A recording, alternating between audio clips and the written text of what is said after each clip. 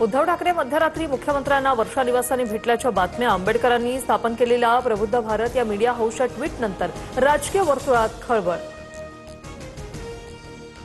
उद्धव ठाकरेंसोबत भेटीबाबतचं वृत्त खोटं, आम्हाला लपून छपून भेटण्याची आवश्यकता नाही, मुख्यमंत्री फडणवीसांकडून स्पष्ट। तर खोट्या बातम्या पसरवणाऱ्या हँडलर्सना नोटीस पाठवणार असल्याचा इशारा।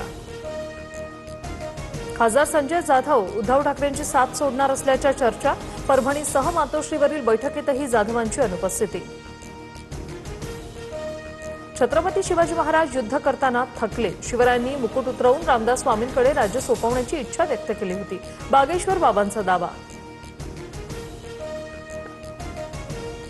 महापुरुषांबाबत लोककथा तयार होतात, इतिहासात असा कुठलाही दाखला नाही, बागेश्वर बाबाच्या छत्रपती शिवरायांबाबतच्या दाव्यानंतर मुख्यमंत्री फडणवीसांचं भाष्य।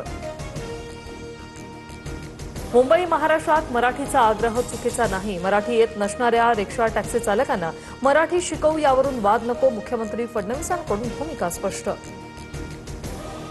शिवाजी कोण होता पुस्तक छापून 40 वर्ष, आता वाद कशाला, अशा पद्धतीने शिवराळ भाषा वापरणं योग्य नाहीच, मुख्यमंत्री फडणवीसांनी संजय गायकवाडांना सुनावलं। तर गायकवाडांना समज दिली आणि त्यांनी माफी मागितली, शिंदेंची प्रतिक्रिया।